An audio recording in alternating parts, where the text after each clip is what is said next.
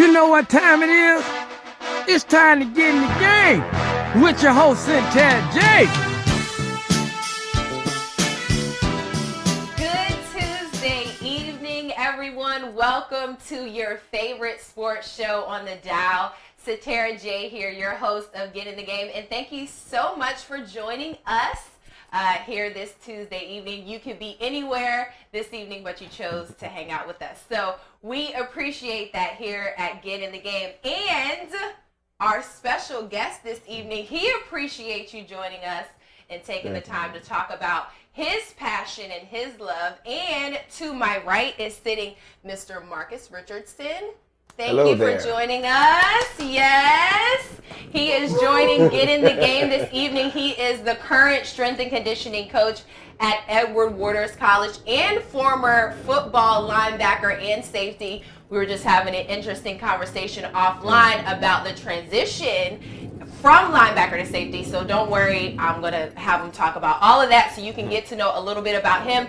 But first, before we get into the nature of tonight's conversation, which is strength and conditioning and the importance of strength and conditioning for an athlete as well as the everyday person, there was just a major game on Sunday, and it would not even be in my nature to not act like the Kansas City Chiefs and my favorite coach, Andy Reid, heading to Miami for the Super Bowl. So I know you watched the game, and as a former football player, were you shocked by the outcome? I think a lot of people were expecting the 49ers to win, but they didn't. So what was your expectation?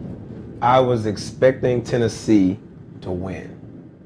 That whole underdog thing is just something that's in my blood. So, yeah, that was a shocker when they lost. But San Francisco been a shoe-in this whole time. We kind of figured it. We predicted that back in September. A couple of people I work with, a couple of coaches actually. So you could feel San Francisco having that. They were on a run. They just had the momentum. It's worked out in their favor. Tennessee came on real strong at the end, and I honestly thought that they were gonna really take it, but you know, Mahomes he's nothing to get messed up with, man. So that's the other. Kansas City, they're legit. So. Yeah, I think they're gonna win the big chip. What do you think? Gotta go with San Francisco.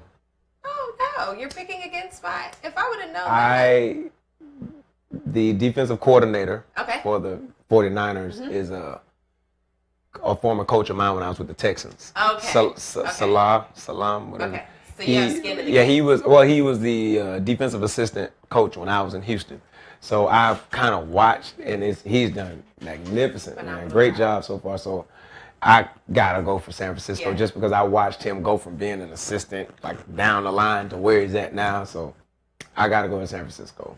Well, no offense to you and your friend, but I'm pulling for the Kansas City Chiefs because I'm an Andy Reid fan. I love Andy Reid. Yeah, I love but you Andy don't love Reid. him that much. Not enough to go against somebody I know. Okay, got you. Yeah. So let's talk about the game because your background is strength and conditioning, and tell us how you got into strength and conditioning. What makes someone out of all of the sports, all the fields within sports that you can choose? Why would you choose strength and conditioning? Explain what that is because some people may not know what that is.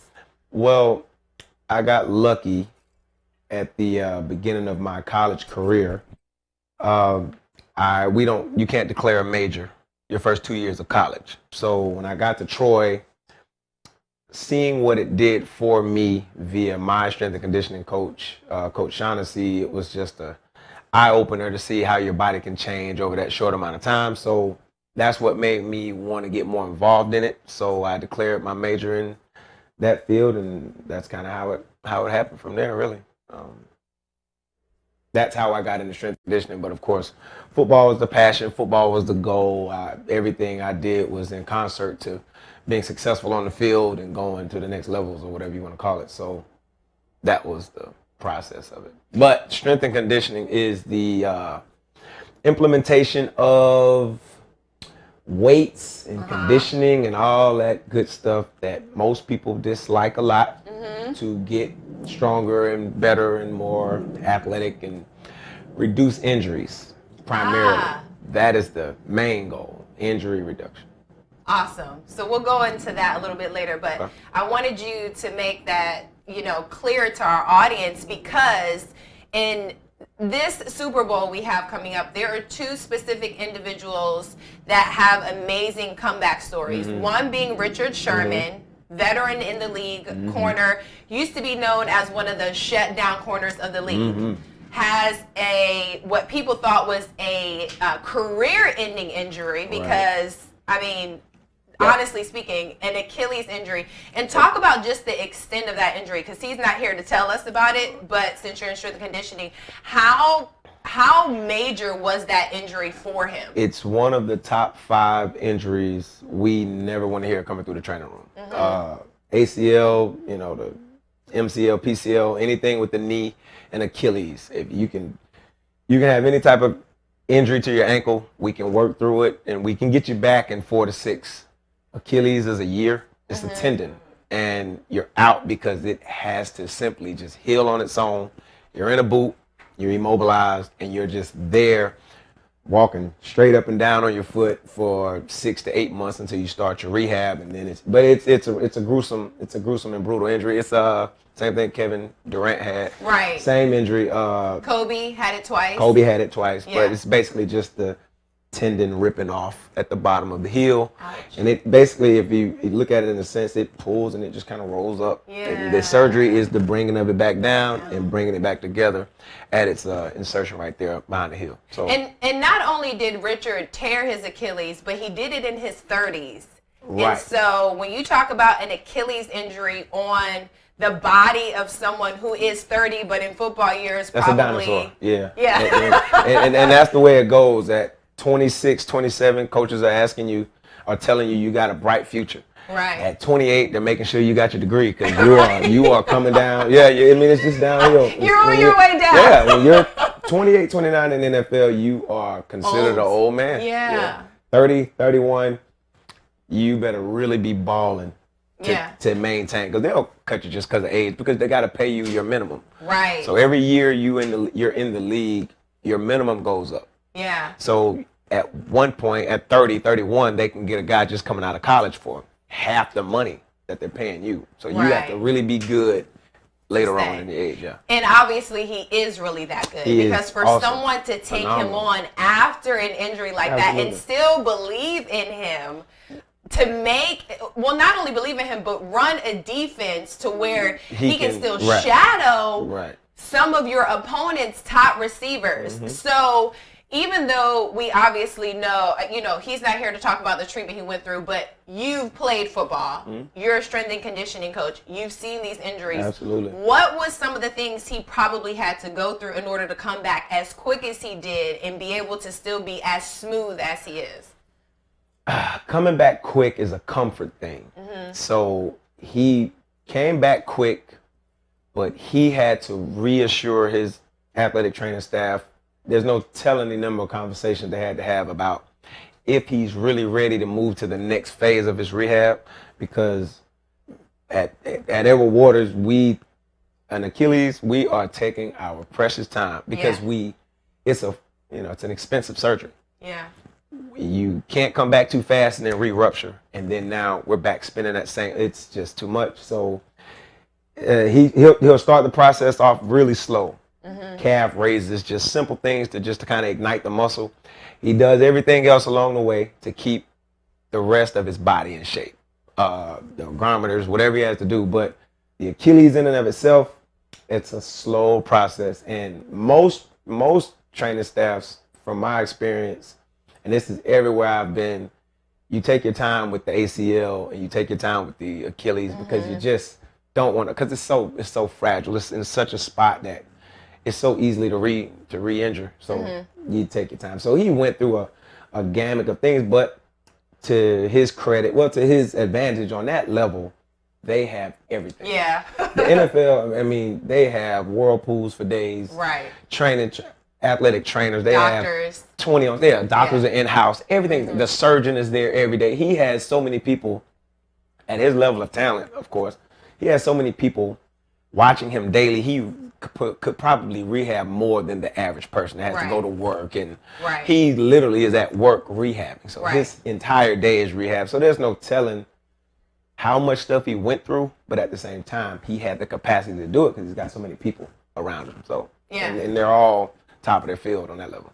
So now let's talk about Patrick Mahomes, because we saw him kind of in the middle of the season endure a knee injury. It wasn't a tear of anything, but it was, I think it was some structural damage, like meniscus issue. But even as a quarterback, one who is mobile, okay, and I think what helped him is youth. You know, youth was on his side, being young and having that injury. I think he was able to come back quicker.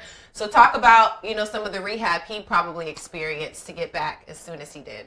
To be honest with you, it's a tricky question because you don't know how significant of an injury it was.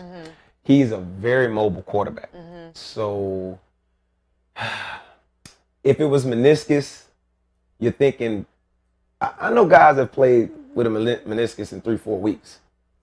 Some in the NFL level, when they say 4 to 6 weeks, that 4 to 6 gap is just in case you need it. Right. 6 to 8 weeks is just in case you need it. So rehabbing those injuries are always specific to the athlete and their tolerance. Like same with Richard Sherman.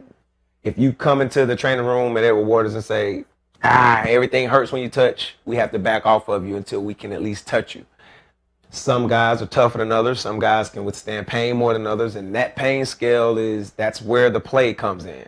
If you feel like you can do a body weight squat, if you feel like you can do a vertical loaded squat, and it doesn't hurt you bad enough to make you say, ow, or scream, then we keep progressing you as such. So we progress you to your pain tolerance. And that's where the rehab comes in, because we're really just strengthening everything around whatever the injury is for the most part. So I mean, if he had a meniscus, I mean, he definitely started out on a leg press, and he probably went from leg press to a freestanding, something of that nature. But it's really hard to say, because in our field, you got to be there. Right. If you're not there watching it, and then some of these doctors and some of these DPTs and people that are on those levels, they've been doing this stuff for 50 years, 40 years. Some of those guys know stuff that they've forgotten more stuff than, you know. So it's just it would just be an interesting process to watch from our side of the field. But I mean, who knows?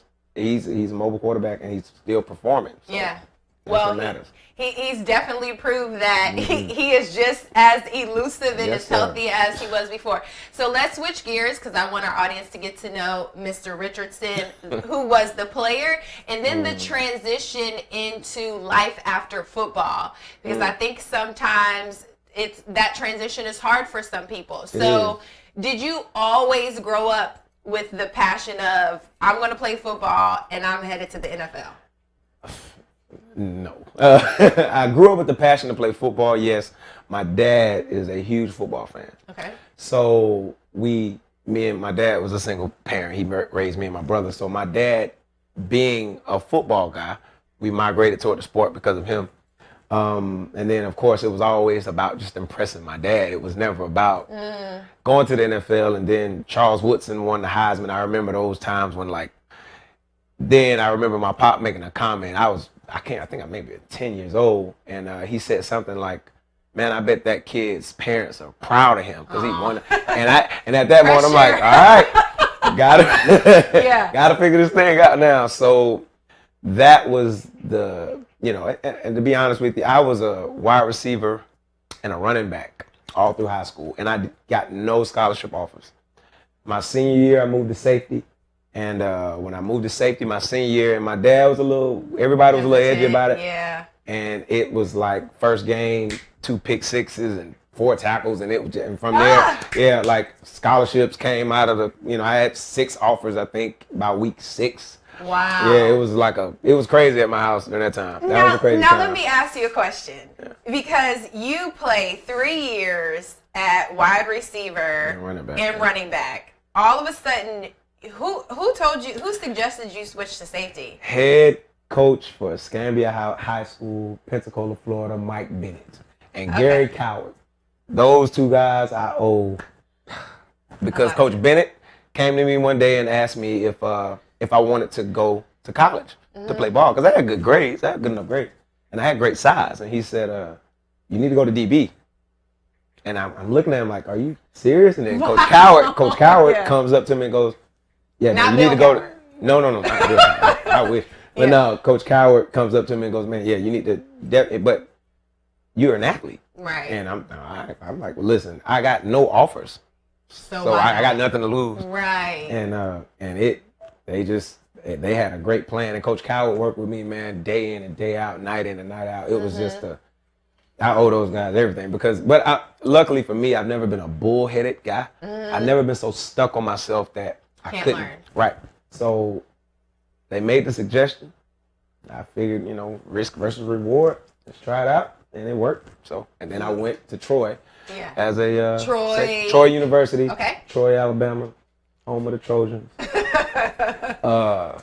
And then that's how that went. Okay. That happened. I was a 2-star. I was considered a 2-star or 2.5-star athlete when I went to Troy. Okay. So what other schools had offered you at that point in your senior year? Man, first calls were from Vanderbilt and Maryland the same night.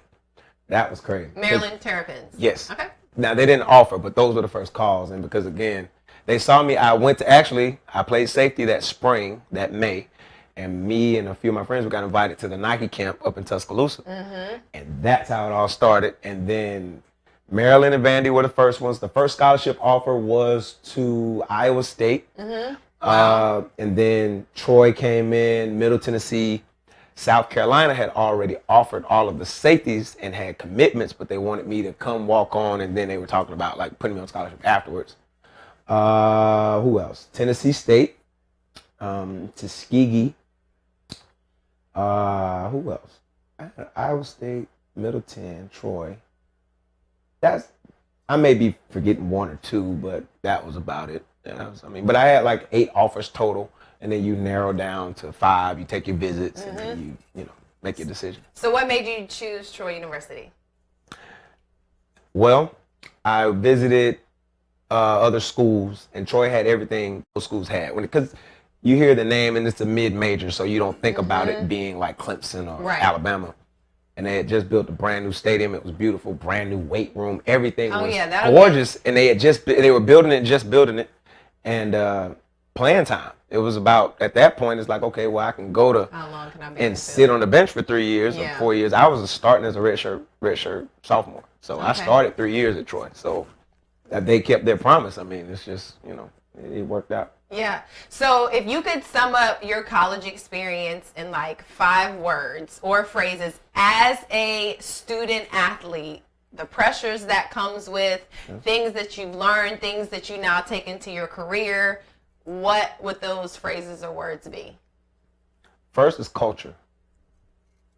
I push that a lot because at Edward Waters, it's not that we don't have it, but I would like everybody to up their culture game more and be just as proud of Edward Waters as I am of Troy.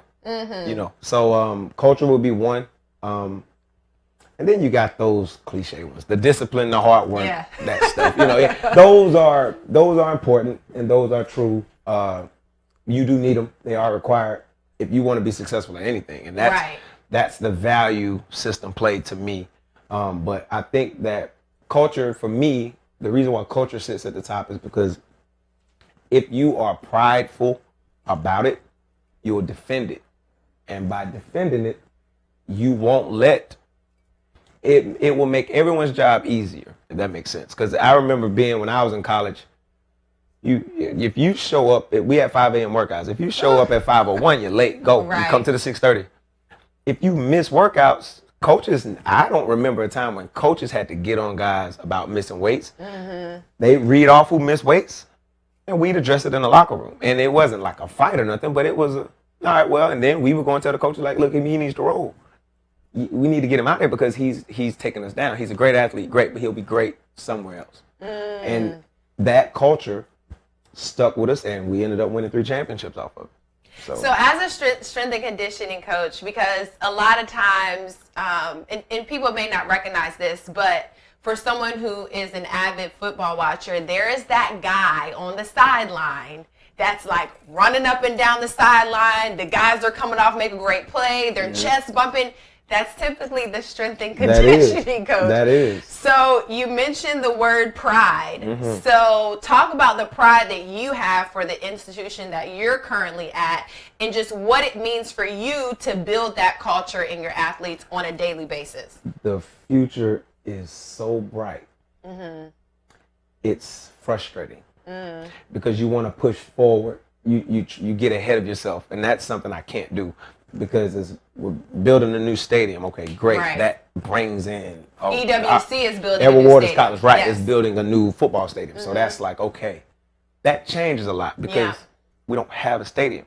So it's hard to build a culture when you don't have a home. Right. So when you get that home, now you have a place to defend, and then now, boom. So now you take care of that. And then you got the upgrading of the dorms, and Dr. Faison is doing an awesome job just making the institution something that, I'm not going to say it wasn't, but the things that we needed. He's in his 30s still, his late 30s.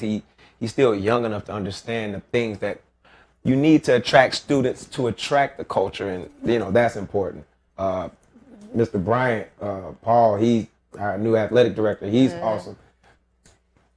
Hey, Dr. Paul Bryant.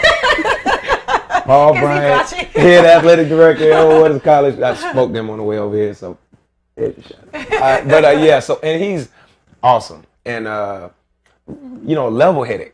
We have a level-headed crew of people in our upper administration, and I mean across the board, and that's great because you can see the changes. It's not a lot of talking, and that's something I cannot stand. I hate a talker. Show me action, give me all that, but I can't do nothing with that talking. That stuff. That kind of comes with being a safety, don't you? Well, right? but you must back it up. But you must back it up, right. And even better in their positions because they don't have to do a lot of shouting. You can see the changes coming. You can see everything happening. So that's what makes that whole thing great. So me, as far as my position and running up and down the sidelines, I try not to do that because we're having a rough patch with football. We're having that rough patch where now it's like every morning workouts are starting at 5 a.m. I'm up at 3 a.m. and we are 100 miles an hour in there now. Right. This is off season, and it's season. Right. So this is the way it goes. And in order for us to get to that 10-0 season, that 9-1 season, in order to get there, these mornings are where it's at. So my energy on the sideline is normally like but now with basketball and the other sports, we're trending in a good direction with those. But football is that one we got to get it right, and we're doing it. Coach Ruffin's doing a great job at getting new guys in, new culture, and he tells me that every day. I talk to him all the time. We email every day, and he's real big on that same thing. He wants to change the culture, the pride of the players, and things of that nature. So. Oh yeah, we'll get there. You'll get there, yeah. So let's backtrack a little bit because obviously there's a story of how you got to EWC. You're in your senior season, so like redshirt senior at Troy University. Oh no. I left Troy. Okay. And established my residency in Orlando, of course, but I moved to Houston. Okay. Played in Houston and went to Indianapolis and went to Canada. I bounced around the league. I played for like 8 different teams. From 2 weeks at a time. That's what I meant when I said it's just a stressful place. It's not. I'm a journeyman, as they call it. So I don't have a lot of stats. I don't have a lot of pictures. I mean, I have some pictures, but I wasn't a guy like that. I was never a starter in the league, that type of deal. I was a special teams guy, role player.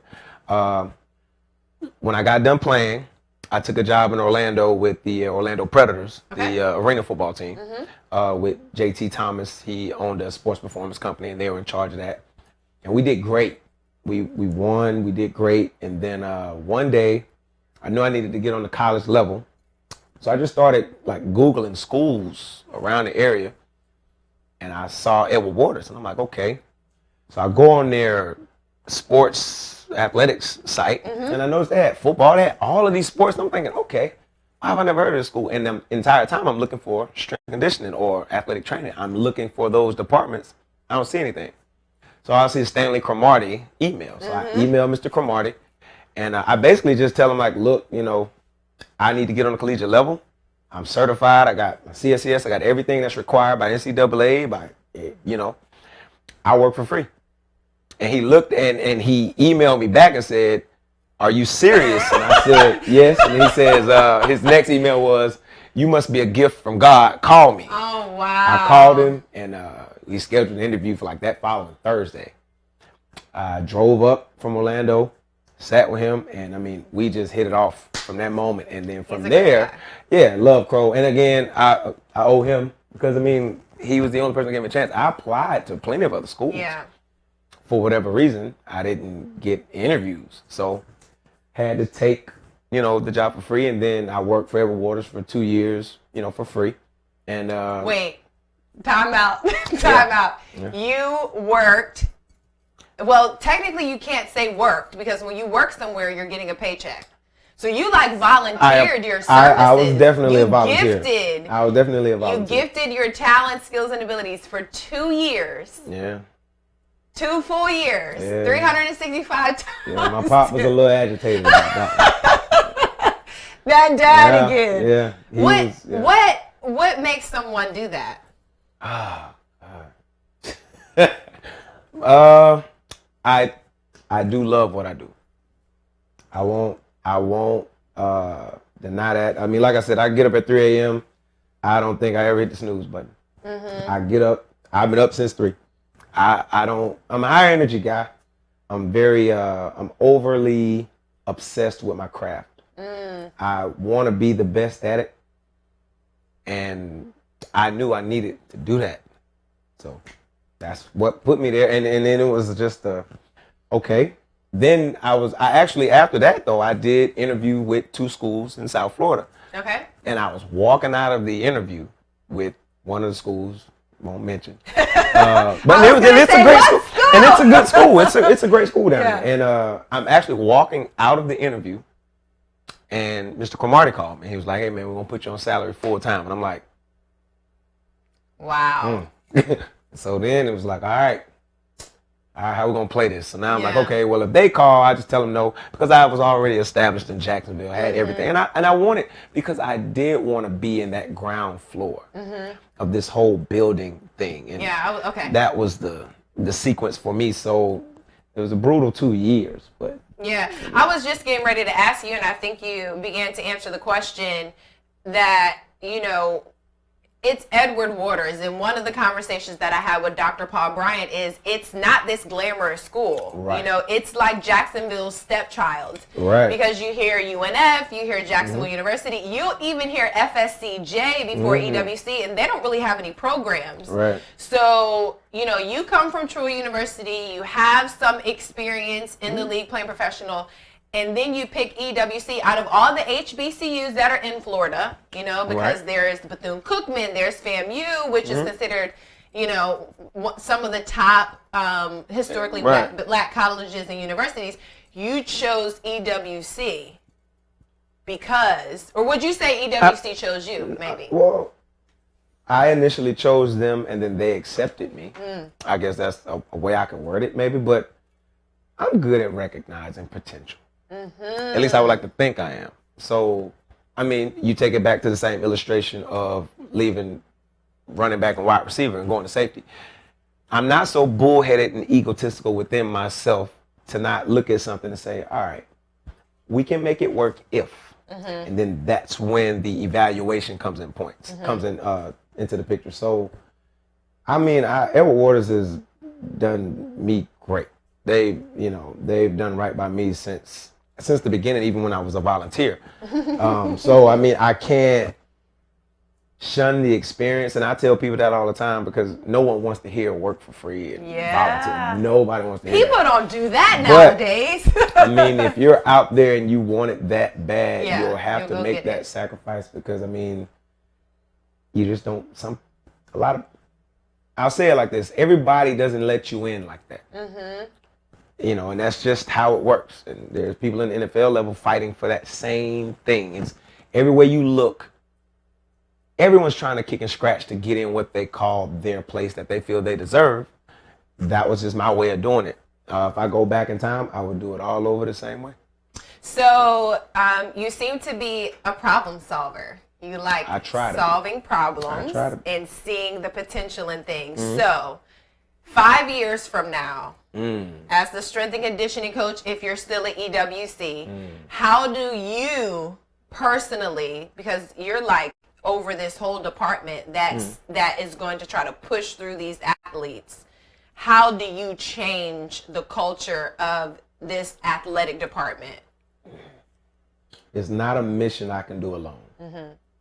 We have a great coaching staff, men and women's basketball, baseball. I mean, we across the board, we have great coaches. I need their help because I'm only as good as the coaches. Coaches recruit players.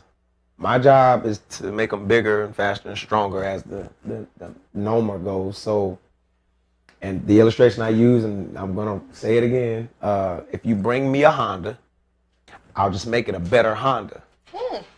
If you bring me a Bentley, I can make it a better Bentley, but it's still a Bentley. Right. The performance is what we're looking at. So coaches have to recruit those type of players. And you give me something good, I can make it better. And if you give me something mediocre, I can just make it a better mediocre thing. So me personally, as far as my role, I'm going to continue doing things the way we do it. I'll continue to grow. I'll continue to reach out to every strength coach I know. I still call my strength coach from Troy all the time. He puts me on three-way with other strength coaches everywhere. I mean, I get a lot of information because we don't have the facilities that we quite need yet. So, and I know we're all working on that. So when we get our facilities in conjunction with what we need to compete on those next levels, then I personally, in 5 years, I want to see us knocking at FAMU's door.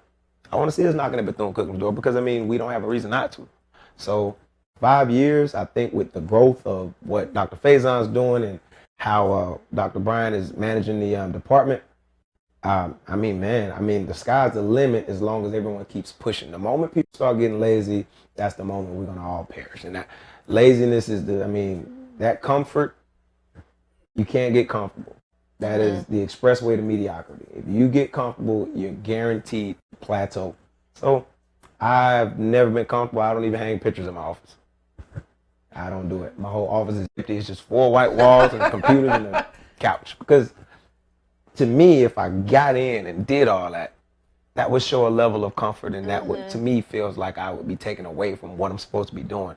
I'm not supposed to be in that office like that. Yeah. I'm supposed to be on my feet on that floor getting these guys and girls ready to play. So if I can sit down for hours, I need to go home. Yeah.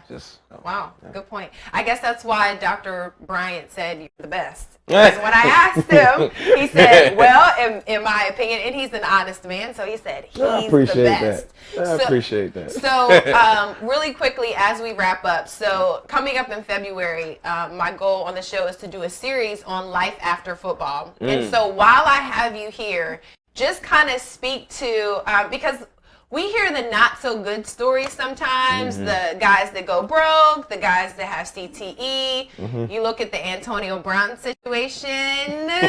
What's your opinion of that? Do you have one? I have one. And is it safe to say on air your opinion? It is. It's a joke, actually. Okay. We at Awards, we have a lot of kids from South Florida. Okay. Tyquan Cooper, one of our old linemen, and a couple other guys. I always mess with them and I say, here come the Miami boys. Because it's just something about them that's just different. And it's almost like they work to be different. It's almost like they're trying to be. It's almost like if you tie your shoe like a normal person ties their shoe, you put the Miami boys in there to tie their shoe, they're going to do something weird before, just how they are. But it's a joke. But I used AB as an example of that, meaning all the talent in the world. Yeah. You have, you got all this money, you got all this talent. You are the epitome of what you go to the NFL for. And for one reason or another, you just can't get it together. And that illustration is what I tell people about my journey from high school to college.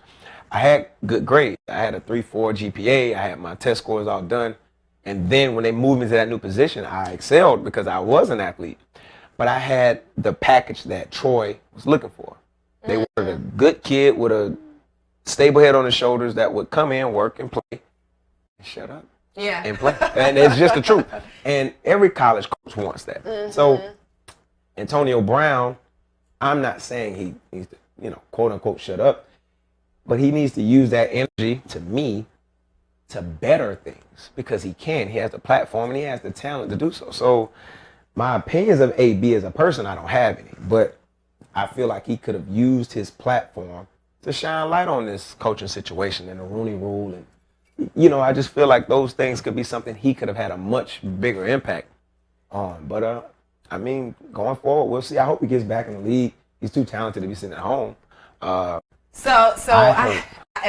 opinion of that, and we're going to have a sports psychologist on next week, because I think there's some mental things going on. I think he's not a healthy individual mentally. Well, his agent just detached from him. Rosenhaus, Rosenhaus said that he wants him to seek treatment. Yeah. I believe it, but my dad was in the Marines and he's a cop. He's been a cop all my life. My dad's a real make your bed guy. I believe that those issues that AB got could have been addressed when he was 5 or 6. Yeah. Because I think that my success has came because of, my dad just didn't play that. Right. Period. It just was what it was. So I don't know. Yeah. Well, it'll be an interesting conversation for next week. But in terms of the transition from being an athlete to now being in charge of athletes, how does one get comfortable in that space? Because a lot of times, guys and girls for that matter, because it's not just the male professional athlete, it's females sometimes too that go into a state of depression. Yeah, absolutely. Or they fall off the map, or they can't just get it together. I experienced after. So tell us your experience and how you overcame it. Well, here's what happened. My first job when I finished playing, at the little time when I got cut from the Colts, I was a bank teller. So you got to understand, you go from everything you just had in Houston and everything you just had in Indianapolis, now you're a bank teller. Yeah. And you got to wear the suit and the shirt and tie, and it was very much so not my character.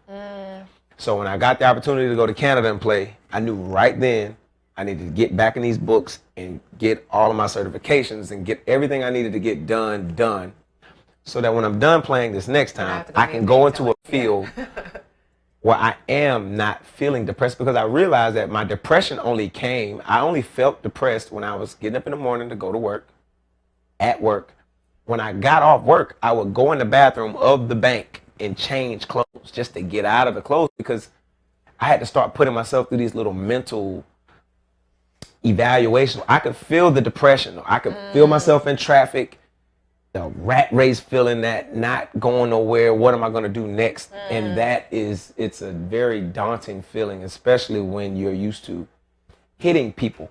And you're used to, someone says something to you, you can say whatever you want back to them. And when you go from a world of this overly freedom of expression and violence, and to be honest, it is violent. And you must be a violent person to survive in that world, period, college and pro.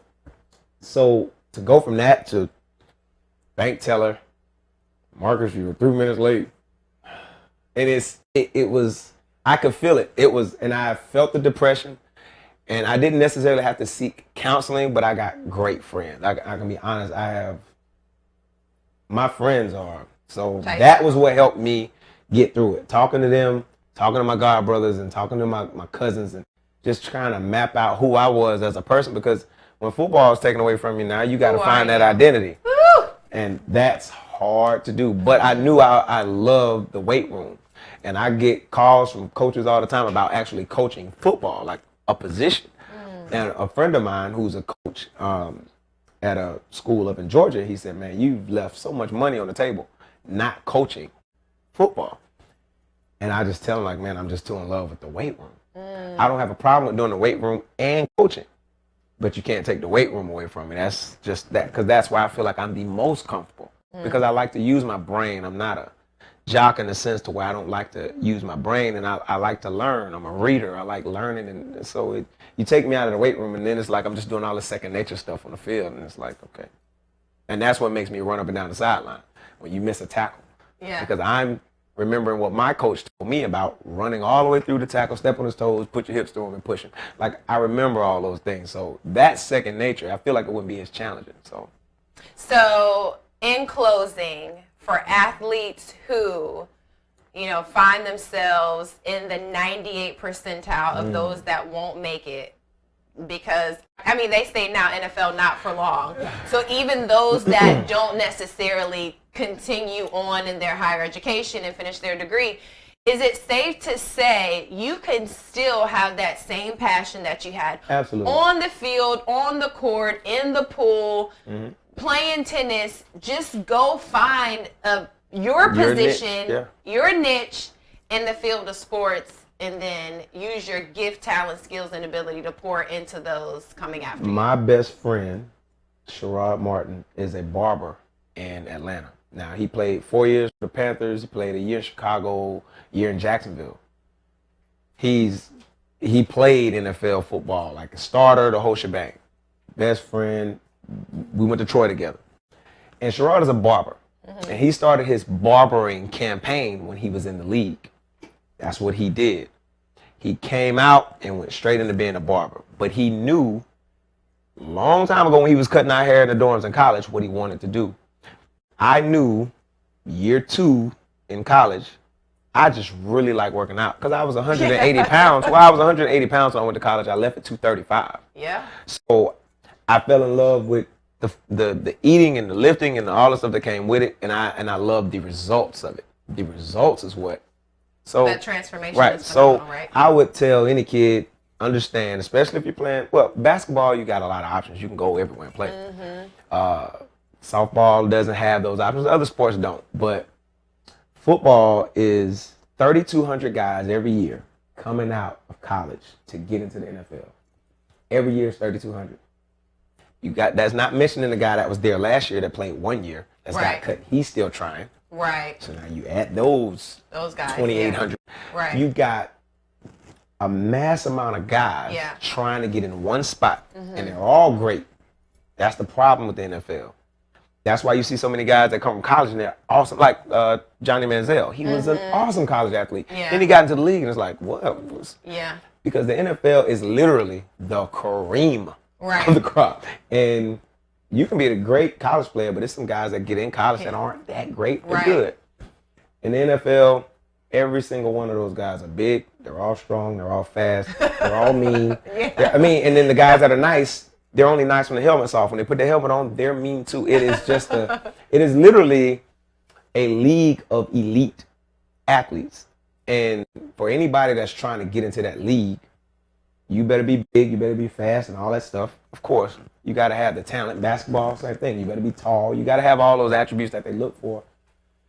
But, man, you got to understand how many people want that job and will go to whatever extent to get it because it's not a normal salary. You come out of college making $400,000. It's not the same. So if you're out there and you're going into any professional league, understand you need to get your degree. I tell all kids that get your degree. If you leave college early, go back. Set aside $100,000, $150,000, set it aside to go and finish your degree. You got to get that paper. Because if you don't get your degree, you're so limited in the stuff you can do. You're just going to be a guy that's just sitting around talking about all the stuff you did. You used to do, yeah. So you don't want to be that guy. So I always encourage people to get their degrees and, don't just take off. Sit and enjoy college. And I know when you got an opportunity to make the money, go make the money if you're on that level. But education is always going to be at the forefront. And be honest, man, put $300,000 aside and go to law school. Go do that stuff that we need more people of color. And just be honest, we need more people in those realms. We don't need to protest so much. We need people in positions to change things, and that's what I see. But if I could go back in time, I would have definitely went to law school. I was so enamored with football. So that was the path I chose, and it worked out. But if you're in college right now, I encourage everybody to go and learn the law. Go and get in your books. You come into some money, set money aside. If you got to take out a loan to go to school, you might as well take out a loan to go and do something that can change the world. Don't just take out a loan to go be a art major or whatever. Not saying those aren't significant, but you need to go and do something that's going to have an impact globally, because our president, Dr. Faison, he's a lawyer. You know, I mean, you got to understand that these people they know the law in ways that they can come into an institution to make changes. That's why he's doing so great, because he's a lawyer. He can read a contract. He can see where the discrepancies are. And he can renegotiate, or he can say, no, we'll go another direction, and he can make those changes. But you got to have that upper level of education to do it. So my advice to everybody coming out, you go play sports, great, get the opportunity to go. But definitely can use some more lawyers and doctors and some more things, because we got enough athletes, man. Yeah. We got enough rappers. So it's, Yeah. you know, it's just, And use it to get where you need to go at the next absolutely. level. And then you can be a lawyer, a sports attorney. There you and go. you can represent guys in the NFL, and you still work in sports, those backgrounds. So Yeah. Awesome. Thank you so much for coming on the Thank show you for having me. I today. appreciate We it. loved having him on. If people needed to get in contact with you or had some questions about strength and conditioning? Twitter, Okay. Strength Rich 1. I want to say Strength Rich 1 is my Twitter handle. Don't have Facebook, so that's how I can be reached. Or just head over to EWC Or and right. Come out to a basketball or football game or a baseball game, and I'll be the guy silently yelling.